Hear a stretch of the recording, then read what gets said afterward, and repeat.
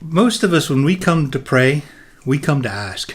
We're taught that from a very early age. Even as young children, we're taught to ask. As we grow up in the faith, even if we're young in our faith, we're taught to ask. We say our prayers, we thank God, but we come to ask for help, or we ask for the desires of our hearts. And many of us have prayed for things that didn't happen, the outcomes that never came true. And then we begin to wonder, did we pray wrong? Did I not say something right? Did I not say a right phrase? Did I not say in Jesus' name? Because at some point you come to learn you are supposed to come and ask in Jesus' name. We do that. Then some other point later we come to learn that we're supposed to ask in faith. And we wonder, did we not ask with enough faith?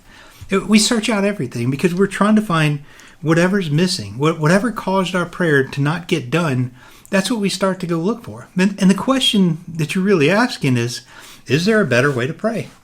Because we've all heard stories of answered prayer. And it makes us think, maybe there's something that worked for them that isn't working for me. So it must be me. It must be something that I'm doing wrong.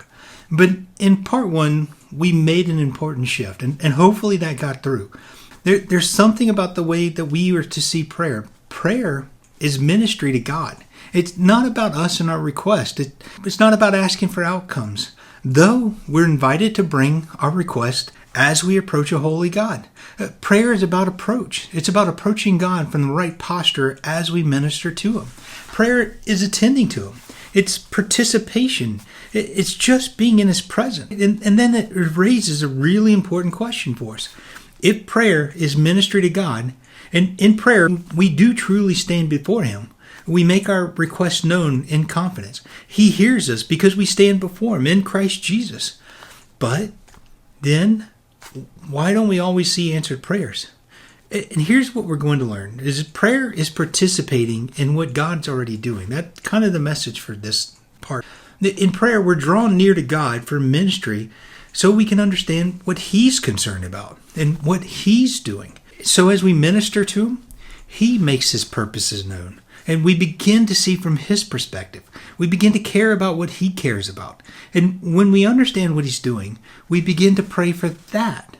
And that's where answered prayer really starts to happen. Answered prayer happens when we enter into God's purposes and participate in what He already intends to do.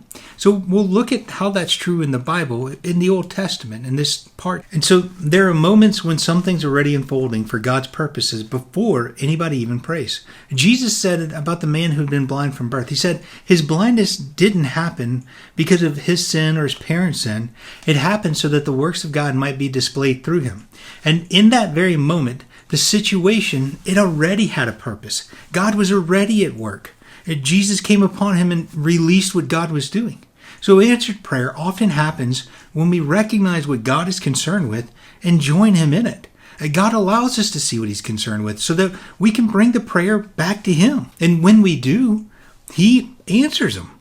And that's how He produces fruit on us, that those who draw near are able to draw near and they produce fruit. And it can be big miracles like, healing, bills paid, right? And it can be small efforts of providence. It could be like $10 you find on the sidewalk for Cap Bear. It all happens because you're in the flow of what God's doing. You're in the river of goodness coming from the Father of lights. So that really is what the prayer is all about. So then let's go back to what we said prayer was. Prayer is ministry. But what does ministry actually mean? And the Bible unfolds it this way, is that prayer is ministry to God. We know that. Ministry then requires nearness. Nearness produces understanding. Understanding produces alignment. Alignment produces participation. And participation is where the answered prayer happens. So the progression looks like this. You have ministry, which leads to nearness, which leads to understanding, which leads to alignment, which leads to participation. Why does ministry require nearness? Well, you can't minister to someone from a distance. You have to be close enough to them. You have to have the proximity that's near enough to them to attend to them, to hear from them, to understand what they care about, to understand what they're doing. So in that sense, ministry, it's responsive. It's a direct response to the service of God. And it really mirrors what Jesus talks about in Matthew 18. He says, the angels in heaven, they constantly stand before and behold the face of God to execute His will. So true service then stems from this obedient presence, standing before God. So if we're ministering, then we're not initiating the agenda. It's about obediently, patiently responding to the agenda of God. It's patiently sitting and waiting. It's listening and hearing. Again, we talked about how important that was to sit and listen. It's about trusting and obeying to the one that you're attending to. This is how it all comes together, that prayer places us near enough to attend to God. It's just that simple. So then nearness, once you're close to God, you're around God, you have his presence, it's coming off on you, that nearness produces understanding. Because as you draw near to him, he reveals himself. You begin to see what he cares about. You begin to understand what he's doing. You begin to recognize his purposes. So understanding then means that we are informed and gradually changed. It's transformation. It's a transformative process that shapes our perspectives and our beliefs and our behaviors over time. And that internal change feeds our actions. We do what we do because we believe it's true. And then we begin to see from his perspective, and we're compelled to act. So that's how this all starts to play out. And understanding produces alignment, and that's really what it boils down to, is that this is the act of formation. It's where you're producing alignment, and it's happening because your desires are being shaped by what you understand about him. Alignment is being close enough to understand what God's already doing, and that way you're able to ask for it too. Jesus actually calls this abiding. So let me make that connection for you. Jesus describes alignment as abiding. He says, if you abide in me and my words abide in you. All right, to abide is to remain near enough that his words remain in part of you. And it feeds and shapes and changes who you are. It's transformation. So in part 1, we said where Jesus qualified access to loving him and believing in him. And there he's describing how we remain near to him. So love for Christ is expressed through obedience. It's through following him, keeping his word, and ordering our lives around what he said. And as we trust him enough to do this, we remain near. That's abiding. And in that nearness, his words take root in us and begin to shape how we think and what we value and what we desire. And then our prayers begin to reflect that. They reflect what we care about. And what we find ourselves asking for are the very things that he intends to accomplish. So this is perfect union. This is perfect alignment. All right? And then we begin to see that his words start to remain in us. They begin to shape how we think and shape what we value, shape what we want. And eventually it shapes what we ask for. So this is how this all connects, right? And then Jesus goes on to say in John 15, he talks about the friendship. And what that is the friendship concept it's an elevation. It's a joint heirs and it's a joint partnership in the service, in the work, right? Friendship gives access to the intention. All right, Jesus goes on to say that no longer do I call you servants, but I've called you friends. For all things that I've heard from the Father, I've made known to you. The reality is this: is a servant obeys instructions, but in friend, the sons, they're entrusted with the plan. There's an elevation to that relational access. We're brought near so that we can understand what the Father's truly doing. That's exactly what Jesus is saying there, and that's exactly what we're talking about here. That alignment produces this participation. So when Jesus says, you ask whatever you wish and it'll be done for you.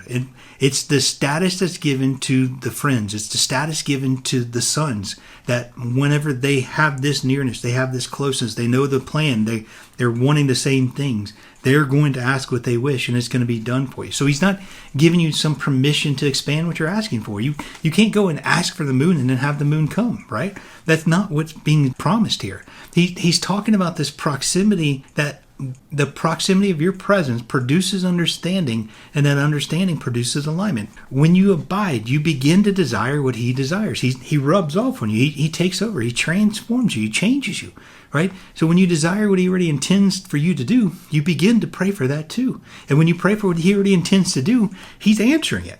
Not because prayer changed his will, but because you participated in what it was he was going to do. God doesn't need our permission to act. He can accomplish his purpose without a single prayer. But he chooses to involve us. He allows us to be concerned with what he's concerned with so we can ask for it back to him. And we do that in prayer. And when we do that, he answers. Not because prayer changed his will or we somehow convinced him what we were thinking was right. Because he sees it our way. We have it done because we participated in what he was trying to do. So we participate in it. And he answers prayer so that fruit gets produced, that our faith becomes strengthened, that people's belief increases, and that God is glorified. That's what it all boils down to. So answered prayer becomes one of the ways that God accomplishes his work through those who abide in him. And it means that prayer is not where we decide what the outcome is going to be. Prayer is where we're invited to participate in what God is already intending to do. So let's look at the Old Testament, because in the Old Testament we see where alignment looks like. When we compare prayers in the Bible that were answered with prayers that were not. And that pattern that we see, it begins to emerge and is pretty consistent. So answered prayer often occurs when somebody is praying in line with God's promises. We get that. When it's in line with his purpose and his covenant, with his concern for his people, or with his name being known and abiding. That's the other thing. And so we see that on the other side, that prayers go unanswered when they're disconnected from his purposes, right? That they're resisting his direction or seeking a personal escape from what he's called somebody to do. That pattern appears in Genesis and Judges and Kings and Prophets. Prayer is constantly shown as participation in what God wants to do. So let's start in Genesis with Abraham. There's two prayers, and these two prayers are from the same man, Abraham. And he has the same access to God. He has the same standing in the relationship, and he's praying to the same God. But in those two prayers, one's aligned and one's not. So, also, one answered and one is not. In the first prayer, in Genesis 15, Abraham's promised to be the father of many nations. He's asking about who will be his heir. He's asking if it's going to be his servant, but then God answers, and God clarifies that the heir will actually come from his own body. So this is an answered prayer. Abraham's concern is brought into alignment with what God's already intended to do. He's intended to make Abraham, and he's promised to make Abraham the father of many nations. So God's already planning to bring about a son. But now Abraham, once he understands, he's now praying in alignment with that promise, and he's given an heir. But there's a second prayer that we want to look at, and this comes later in Genesis 17. Abraham prays that Ishmael would be the son of that promise. But God had already said that Sarah would bear that son, that Sarah would be the one with whom the lineage would continue, with the covenant would follow. And that prayer, the second prayer, it's still sincere, it's faithful, it's personal, but it's misaligned. It's misaligned with what God's already declared. And so God says no, because this request didn't align with his stated purpose. So we see, answered prayer wasn't about the sincerity or the relationship or the effort, even the posture or the access. It's from the same person to the same God. But it was about alignment to what God was already doing. That's the prayer that got answered. And we see that principle all throughout the Bible. Moses and Elijah is the same thing. Moses prayed for Israel's forgiveness, and God preserved him. But also, Moses prayed to enter the promised land, and God refused. Elijah, he prayed for fire to come down from heaven, and it fell in a huge, wonderful display of God's glorious power before the prophets of Baal. Later in the cave, he prayed for his own end, and God did not grant it. He sent him off to go find Elisha. David, he prayed for guidance in the battle, and God directed him up, and he delivered him into victory. But then later, David prayed for the life of his child, and the child ended up dying. Jonah, he prayed from deep inside the belly of the whale, and God preserved Jonah's life. But later, Jonah sat on a hill inside the sunshine and prayed for death when Nineveh was spared, and God did not grant that request. Jeremiah prayed on behalf of Judah. He was seeking mercy and restoration, and God heard him. But there were times when Jeremiah was told not to pray for the people because judgment had already been determined.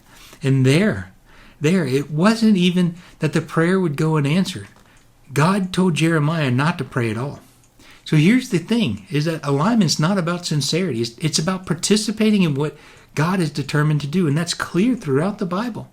So here's the principle, that aligned prayer participates in God's will, and it's answered accordingly. And that pattern emerges when we step back and look at prayers recorded across the entire Old Testament. There's 222 prayers we looked at.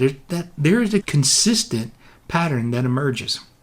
People pray for many different reasons, but prayers that are based on what God's promised, aligned with his covenant promises, they're advancing his mission, appealing to his name and his glory, or offered in intercession for others. These are the prayers that are regularly answered. But on the other hand, prayers that are focused on personal comfort, they're focused on seeking that escape, motivated by pride, contrary to what God's already promised, those are the ones that are not granted. And even that pattern appears with the fathers, the prophets, the kings, even the people that were close to God, like David, who typically saw many requests filled, did not see every request fulfilled. Because prayer does not redirect God's plan. It's about connecting ourselves to what He's already doing. That's just repeated over and over. And it's really cool when you actually see that it's confirmed by Jesus. When Jesus picks up this same pattern, like we said, this pattern is abiding. In John 15, this is Jesus' final teachings. He's heading to the cross. He's about to die, but He's going to give this profound message. It's one of the most important teachings throughout all the Bible. It's simple, but it's deep. So you've seen this pattern across the Old Testament. Jesus picks it up, and He's saying that some prayers are answered, some are not, and that there's a difference that comes down to the alignment and being aligned with what God's doing. And Jesus, in John 15, at this last teaching, He's synthesizing this entire concept, and He's giving it to him this simple explanation about what happens when alignment happens. So you pick it up in verse 7. He says, "If you abide in me, my words abide in you. You'll ask what you desire, and it will be done for you. By this my Father is glorified, that you bear much fruit, that you will be my disciples.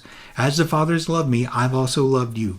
Abide in my love. If you keep my commandments, you abide in my love, just as I kept my Father's command and abide in His love." So He's describing this entire relational process that's laid out, right? He's stacking clauses in a very deliberate order. And it's very tight logic, and it's very simple, but it's deep and profound. The conditional statements there that marked by if you abide, and then the then part is then you can ask. Then that's answered prayer.